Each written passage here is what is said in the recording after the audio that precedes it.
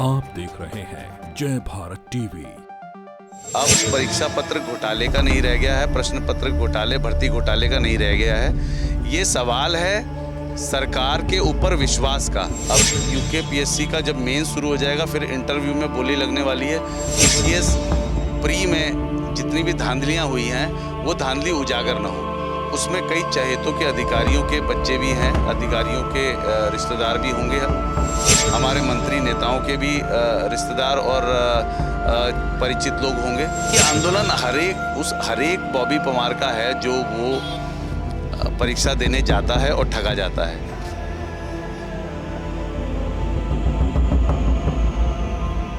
उत्तराखंड में हुए paper leak और उनकी सीबीआई जांच की मांग को लेकर उत्तराखंड बेरोजगार संघ का जो आंदोलन शुरू हुआ था वो कुछ दिनों तक चला। लाठीचार्ज हुआ, बीच में एक पथराव की घटना भी हुई। उसके बाद जो संघ के अध्यक्ष हैं बॉबी पवार, उनके समेत तमाम साथियों को गिरफ्तार किया गया, उनकी बेल हो चुकी है। और उसके बाद जो शहीद स्थल पर लगातार धरने पर बैठे युवा थे वो अब घरों को लौट गए हैं। लेकिन क्या ये लड़ाई ख़त्म हो गई है? ऐसा नहीं है। कुछ लोग अभी भी बेरोजगार युवाओं के साथ खड़े हैं, खासकर अधिवक्ता समाज जो है। पंकज छेत्री जो पहले दिन से लगातार बेरोजगारों की आवाज़ बने, वो इस बात को लेकर चिंतित थे कि आने वाले समय में उत्तराखंड का युवा अपने भविष्य को लेकर क्या सोच रहा है। उनके साथ आज खड़ा होना बहुत ज़रूरी है। कल भगत सिंह कोश्यारी जो उत्तराखंड के पूर्व मुख्यमंत्री रहे हैं, महाराष्ट्र के राज्यपाल रहे हैं, अभी हाल फिलहाल में अपना इस्तीफा देकर वापस उत्तराखंड लौटे हैं, उनसे भी जाकर मुलाकात की है। क्या ये लड़ाई अब आगे बढ़ रही है? आज वो सत्याग्रह पर बैठे हैं। शहीद स्मारक जो है उसके ठीक सामने, गेट के सामने तिरंगा झंडा पीछे है और नीचे ज़मीन पर बैठे हुए हैं। ये लड़ाई कहाँ ले जाना चाहते हैं, हम बातचीत करेंगे। पंकज जी, सत्याग्रह फिर शुरू? जी, सत्याग्रह इसलिए शुरू करना पड़ा क्योंकि शासन ये भ्रांति फैला रहा था कि इनका आंदोलन ख़त्म हो चुका है। हम मानते हैं इस बात को कि बॉबी पवार हमारे जो उत्तराखंड बेरोजगार संघ के अध्यक्ष हैं, वो सशर्त उन्हें जमानत मिली है, वो उस जमानत का माननीय न्यायालय का पालन कर रहे हैं। परंतु ये कहना, ये भ्रांति फैलाना बिल्कुल भी गलत है और ये षड्यंत्र है कि ये आंदोलन ख़त्म हो चुका है। तो क्योंकि ये आंदोलन जिस बात के लिए शुरू हुआ था वो तो एक भी मांग मानी नहीं गई। और कल जो है यूकेपीएससी द्वारा जो पीसीएस मेंस की परीक्षा है वो कराई जा रही है। तो मुख्यतः ये आंदोलन आज शुरू करने का मकसद दोबारा से ये है कि कल जो पीसीएस मेंस की परीक्षा हो रही है उसमें छात्रों को जागरूक करना कि अगर आप हो सकता है, अगर आप इसको त्याग कर सकते हैं तो एक सत्याग्रह के माध्यम से, उपवास के माध्यम से हम आपसे अपील करना चाहते हैं कि आप इस परीक्षा का भी त्याग करें। क्योंकि ये वही संजीव चतुर्वेदी हैं जो पिछले पीसीएस प्री के वक्त यूकेपीएससी के अनुभाग अधिकारी थे और अति गोपनीय विभाग के अनुभाग अधिकारी थे, जो पटवारी भर्ती घोटाले में प्रश्न पत्र लीक में पकड़े जा चुके हैं और उन्हें जनवरी में गिरफ्तार किया जा चुका है। परंतु ये उनसे कोई भी आज तक पूछताछ नहीं की गई कि उन्होंने कितने लोगों को पीसीएस प्री के प्रश्न पत्र बेचे। तो ये जो कल भी होने वाली परीक्षा है, अगर उसमें आप मान लीजिए कि 5% को भी इन्होंने प्रश्न पत्र बेचे हैं तो आप समझ लीजिए उत्तराखंड के आने वाला भविष्य क्या होगा। तो हमारा विरोध इसी बात को लेकर है कि जब तक इसमें सिटिंग जज की निगरानी में सीबीआई जांच नहीं हो जाती, यूकेपीएससी, यूके जैसी संस्थाएं जब तक पूरा इसको ध्वस्त करके नए सिरे से इसमें ईमानदार अफसरों की भर्ती नहीं की जाती, तब तक जो है वहाँ से पूरा कूड़ा कचरा साफ़ नहीं होगा। अभी थोड़े टाइम के लिए थम गया है। अब यूकेपीएससी का जब मेन शुरू हो जाएगा, फिर इंटरव्यू में बोली लगने वाली है। तो आगे इन चीज़ों को रोकने के लिए हमने आंदोलन जो कुछ समय के लिए स्थगित हुआ था, ये आंदोलन फिर से आज से ये सत्याग्रह के रूप में शुरू हो रहा है। और हमारे जो उत्तराखंड बेरोजगार संघ के अध्यक्ष हैं बॉबी पवार, वो अपनी सशर्त जमानत का पालन कर रहे हैं। परंतु बेरोजगार युवा जो है वो सड़कों पे दोबारा से हैं और कोई भी मांग नहीं मानी गई थी, तो इसलिए ये सत्याग्रह के माध्यम से आज आंदोलन शुरू होगा। जी पंकज जी, बॉबी पवार ने एक स्टेटमेंट भी कल सोशल मीडिया पेज पर अपने दिया। उन्होंने कहा है कि प्री का जो एग्ज़ाम हुआ था उसकी सील टूटी हुई थी, उस पर भी सवाल खड़े किए हैं, नंबर एक। और दूसरा, एक बड़ी बात आप कह रहे हैं कि जो कल मेंस के लिए जो लोग जा रहे हैं 26 तारीख तक, आप कह रहे हैं कि आप परीक्षा न दें, उसके पीछे के कारण क्या है? उसके पीछे के यही कारण है कि संजीव चतुर्वेदी जैसे जो लोग हैं उन्होंने पीसीएस प्री की भी परीक्षाएं प्रश्न पत्र पक्का लीक करे हैं।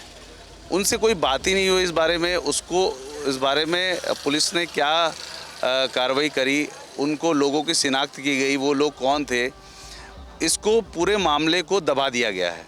और दबा दिया है इस षड्यंत्र के तहत ताकि पीसीएस प्री में जितनी भी धांधलियाँ हुई हैं वो धांधली उजागर ना हो।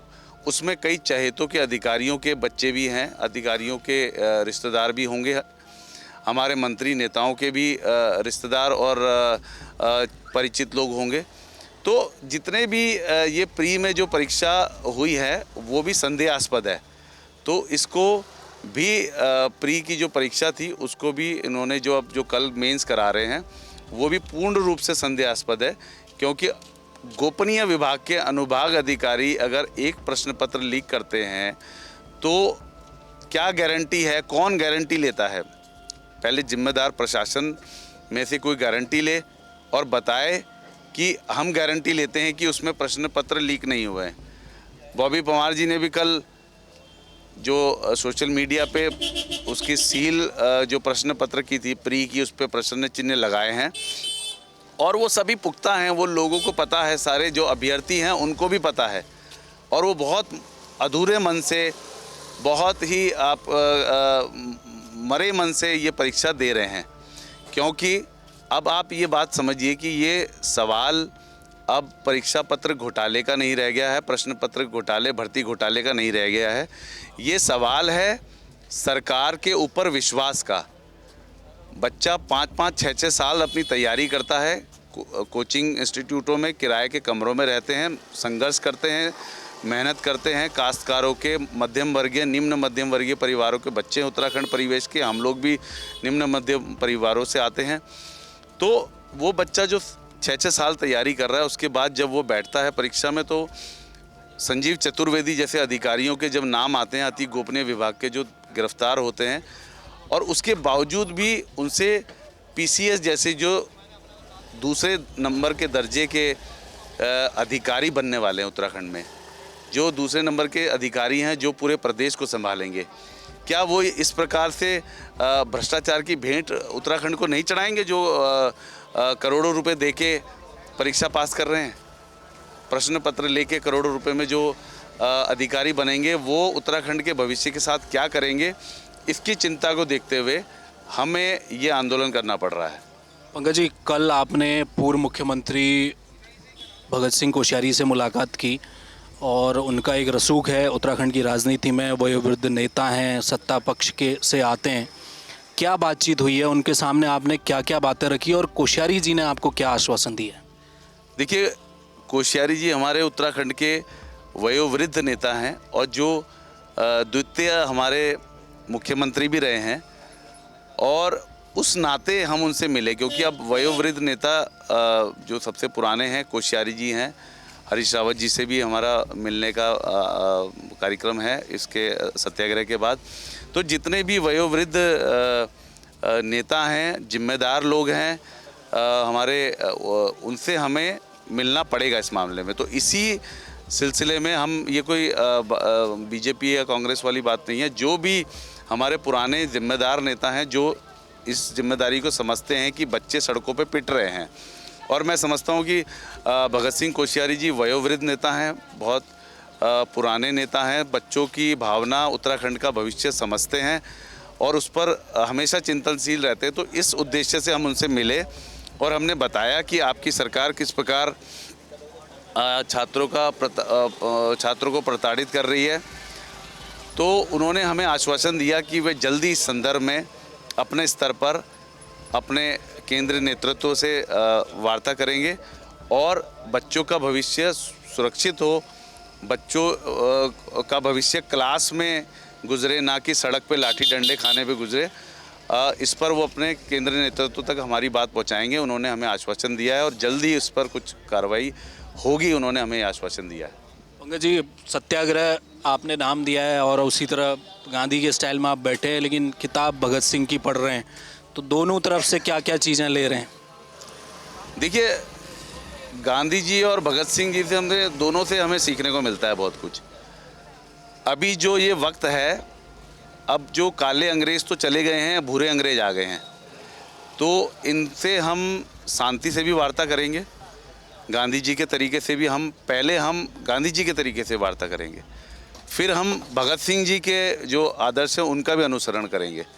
ऐसा है, अभी जो ये समय है, हम अपने ही देश में हमारे अपने अधिकारी, नेता, मंत्री, प्रशासनिक अधिकारी इतने सत्ता में मदहोश हैं कि इन्हें अपने बच्चों का भविष्य नहीं दिख रहा है।